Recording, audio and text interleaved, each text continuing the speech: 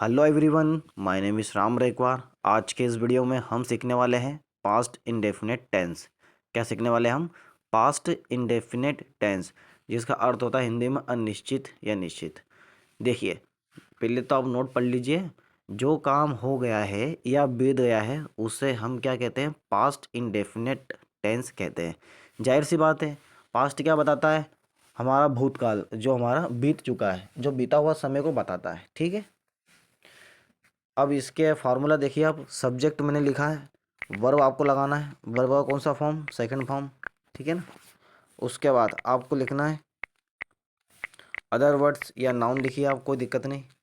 Other words, इतना हमने समझ लिया है।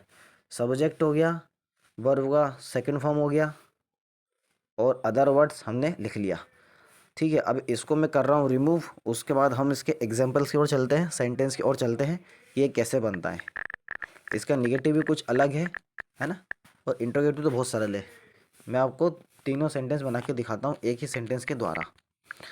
जैसे मैंने बोला आई परचेस्ड, आई बाय। अब बाय लिखा है। अब बाय का फॉर्म कौन सा होता है? सेकंड फॉर्म होता है, राइट। बाय का ये फर्स्ट फॉर्म हो गया। अब बाय का सेकंड फॉर्म क्या होता है? बॉट। थर्ड फॉर्म भी क्या होता है? बॉट। मैं एक बार आपको लिख के बता देता हूँ। बाय, बॉट, और यही सेम है। ठीक है, कंफ्यूज नहीं होना आपको। बॉट। हम क्या करने वाले हैं? देखिए, ये तीर का निशान दिख रहा है ना आपको, हिलता हुआ। इसको हम लगाने वाले हैं सेकंड फॉर्म को, है ना। तो ये थर्ड फॉर्म को हमको अभी जरूरत नहीं है। थर्ड फॉर्म की परफेक्ट टेंस में जरूरत पड़ेगी पास्ट के। ठीक है। तो यहाँ बाई मैंने हटा दिया, बाई नहीं लगेगा। बाई लिखोगे आप तो भैया आपका बन जाएगा प्रेजेंट इंडेफिनिट टेंस। लेकिन हम बात कर रहे हैं पास्ट की, तो हम लिखेंगे बॉट, है ना। बिल्कुल बेसिक से बताऊँ मैं, एकदम प्रेम से बताऊँ मैं, धीरे बताऊँगा, ताकि आपको एक बार में समझ आ जाए। स्पीड वाला काम नहीं है मेरा।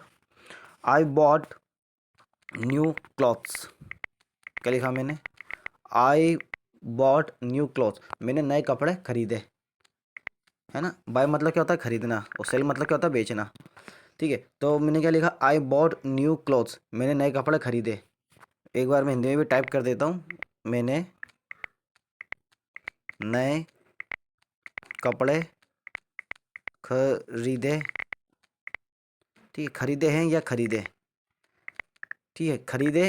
अब हाँ भी लगा सकते हो, नहीं भी लगा सकते हो, कोई दिक्कत नहीं। मैंने नए कपड़े खरीदे, बात खत्म। क्या? खरीदे, तो यानी क्या? वो काम हो चुका है। खरीदना है ऐसा नहीं आएगा, है ना। खरीदना, ये मैं दा लिखा हुआ ना, इसमें दे की मात्रा आएगी। ठीक है। तो मैंने नए कपड़े खरीदे, सीधी सी बात। अब इसका निगेटिव देखिए आप। इसका निगेटिव बहुत इजी है। इसका निगेटिव बनाने के लिए आपको क्या, वर्ब को क्या लगाना पड़ेगा? फर्स्ट फॉर्म ही लगाना पड़ेगा। यहाँ सेकंड लगा पहले में, यहाँ दूसरे में आपको फर्स्ट फॉर्म लगाना पड़ेगा। तो क्या लिखा मैंने? I didn't buy new clothes. ये आपको समझना है। देखिए, इसका टाइपिंग मैं कर देता हूँ।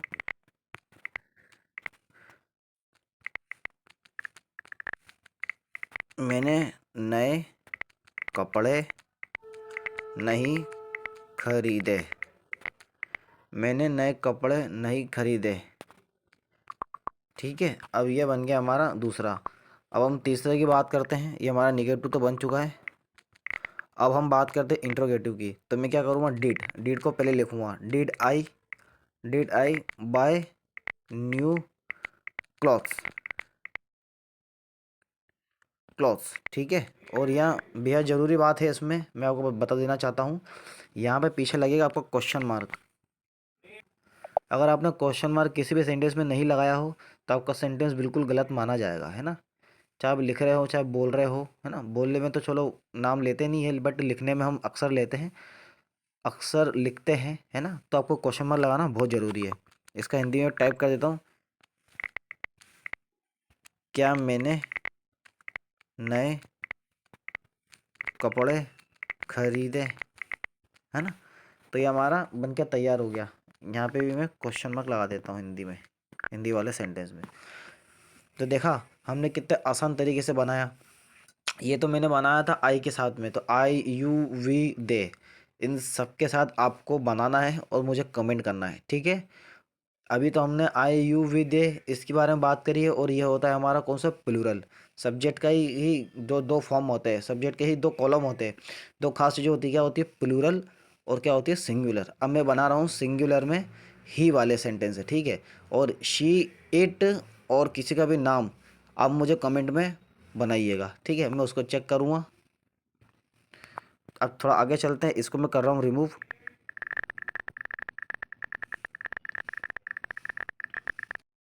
अब देखिएगा ही वाले है ना, ही वाले हम बनाते हैं, ही शी इट नेम।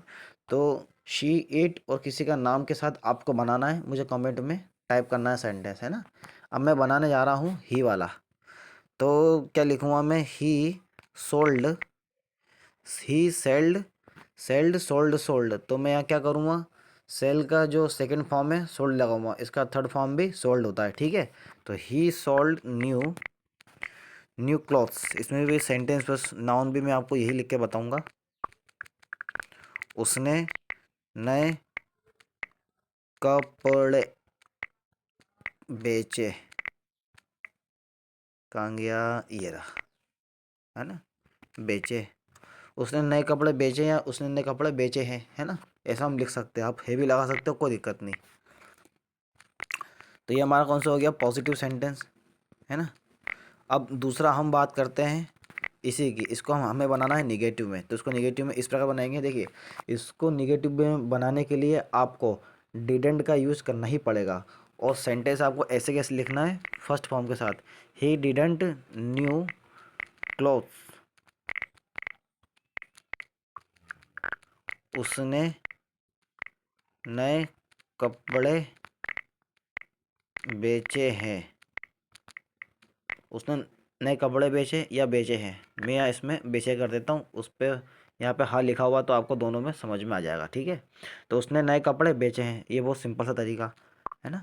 ये हमारा निगेटिव था। अब हम बनाते हैं इंट्रोगेटिव। तो इंट्रोगेटिव बनाने के लिए वही रीति रिवाज फॉलो करो। Did he sell new clothes, है ना, सीधी सी बात है। यहाँ मैंने आपको पहले ही बता रखा, क्वेश्चन मार्क आपको लगाना बेहद ज़रूरी है। क्या वह नए कपड़े, क्या उसने, यहाँ पे उसने आएगा, मेरा चेंज हो जाता है, हिंदी में चेंज हो जाता है। जो वह उसका जो अर्थ होता है ना ही का, हम जब बोलते हैं ना इंग्लिश, तो वहाँ पे ही बोलते हैं, लेकिन जब हम हिंदी बोलते हैं तो वह नहीं बोलते। वह हम कम यूज़ करते हैं। कोई ऐसा सेंटेंस बन जाता है जिसमें हमें उसने बोलना पड़ता है या उसके, है ना। तो ये आपको ध्यान रखना है, कन्फ्यूज़ नहीं होना है कि मैंने, आप सोच रहे हो कि मैंने रॉन्ग टाइप कर दिया, ऐसा नहीं है ना, सब कुछ सही है। अब चलिए, सेंटेंस में टाइप कर रहा था, क्या उसने नए कपड़े खरीदे, क्या उसने नए कपड़े बेचे, बेचे आएगा, यहाँ पे सेल की बात हो रही है, खरीदने की बात नहीं हो रही है। क्या उसने नए कपड़े बेचे। तो गाइस देखा आपने किस तरह से मैंने आपको सिंगुलर और प्लूरल के बारे में आपको बताया, उसकी जानकारी दी, और सेंटेंस बना के बताया, इंट्रोगेटिव, पॉजिटिव और निगेटिव। तो इसी के साथ कल मिलते हैं एक नए टॉपिक के साथ, एक नए अंदाज में। आज हमारा प्रेजेंट टेंस पूरा हो गया, 4 क्लास के वीडियो मैंने डाल चुका हूँ, ठीक है। अब ये पहला वाला पास्ट का जो पहला जो है इनडेफिनेट टेंस, ये भी चल रहा है। तो आज एक पूरा कंप्लीट हो गया। और इसी के साथ कल मैं आपको पढ़ाने वाला हूँ पास्ट कंटिन्यूस टेंस, है ना। जैसा कि उसमें क्या होता है, मैं कर रहा था, मैं जा रहा था, है ना। जब हम कल की बात करते हैं, जो बीत गया हमारा कल, उसमें मैं कंटिन्यूस का आपको बताऊँगा पूरा टॉपिक, कि उसको कैसे क्या भी पढ़ना है, निगेटिव इंटरोगेटिव कैसे बनाना है।